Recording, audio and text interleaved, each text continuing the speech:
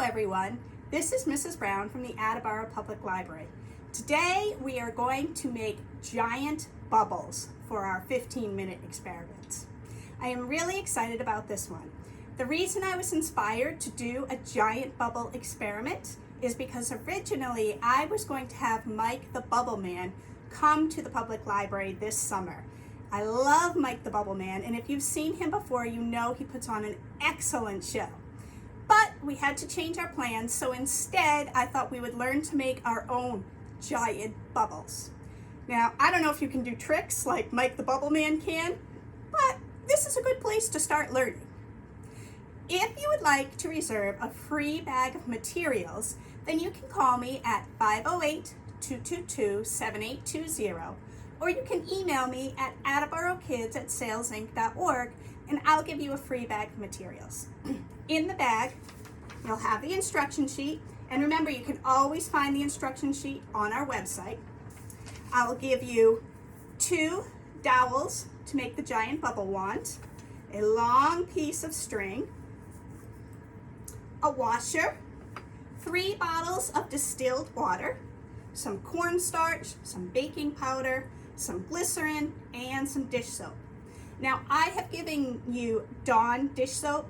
Usually it doesn't matter what brand of dish soap you use, but for this experiment, I would recommend you either use Dawn or Joy dish soap. They seem to work the best.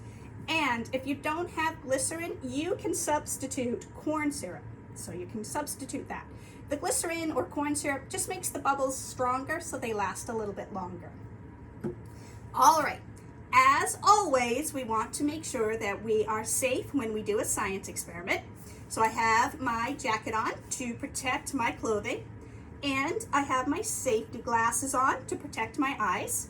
Now I am going to wear my safety gear while I am mixing up the giant bubble solution, but I think once we go outside to make our bubbles, we can take our glasses off. All right, so you're going to need a bucket, something that is going to be big enough to put your giant bubble maker in. Let's make our bubble wand first. I have given you a piece of string. It's just cotton string. It is about 56 inches long. The first thing I want you to do is to tie one end of the string to one of the dowels. Just tie it in a knot, doesn't have to be fancy. Then I want you to get about 18 inches, and I want you to tie the string to the other dowel. When you are tying this second knot, you are going to have a long tail to come out of the end of it, and that's fine. We're supposed to have that. Now, if you don't know how to tie knots, maybe your adult can help you, but you don't need to be fancy with your knot. You just need the string to stay put. Mine is giving me a hard time. You need the string to stay put on the dowel. Okay, remember, you will have this long tail that comes out of your knot. All right, so now you have this. The next thing you're going to do is you're going to take your washer and you're going to put the string through it. So now I have my washer hanging off my string. I'm going to take the end and tie it back to my first dowel. What we're trying to do is create a triangle with the washer at the bottom. So I will show you in just a moment. So this is what you want your giant bubble maker to look like. See, I have my 2 dowels and my string, and when I pull it tight, I have a triangle with the washer hanging at the bottom. Okay, that's what you're trying to make. All right, let's make our bubble solution. I've got my bucket. I am going to add my water.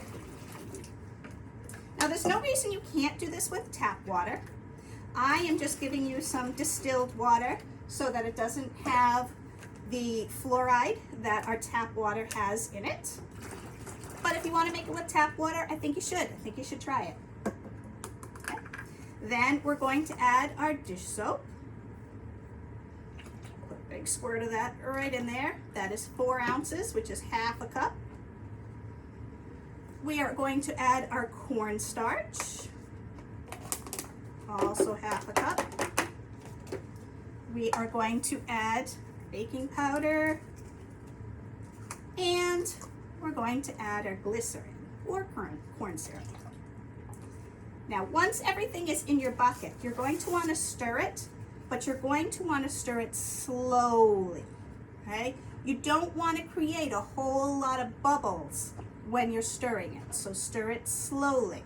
You'll feel the cornstarch on the bottom. It feels a little chunky, it feels a little thick, and that's fine. It just takes a few minutes. Stir it up slowly so that you don't create a lot of bubbles. And now you have your giant bubble mix. Before we go outside and blow our giant bubbles, let's talk about bubbles for a minute. Water molecules like to stick together. That's called surface tension. When we add the dish soap in with the water and the other ingredients, it makes it so that the water molecules have a tougher time sticking together. So when you try to blow a bubble out of dish soap, you create a very thin layer of film of water sandwiched between two layers of soap. That's why we can see it. So it's harder for the water to stick together, but we can stretch it out and we can put the soap in there. All right, I think mine is all mixed. Shall we go outside and blow some bubbles? Let's do it. Hi everyone, I am outside of the library and now I am going to show you how to use your giant bubble wand to blow giant bubbles. It's a little windy out here today, so I'm not sure how big my bubbles are going to get or how long they're going to last, but I'm going to do my best and I'm going to at least be able to show you how to use your bubble wands. You're going to want to put it right into your bucket.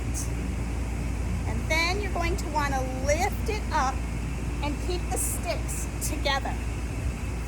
You're going to want to slowly pull them apart, and then you're going to pull it so that you get your bubbles. Alright? Let's see if I can get any bubbles for you today. One thing you can do is once you pull it apart, just walk straight back. And you get some really big bubbles that way.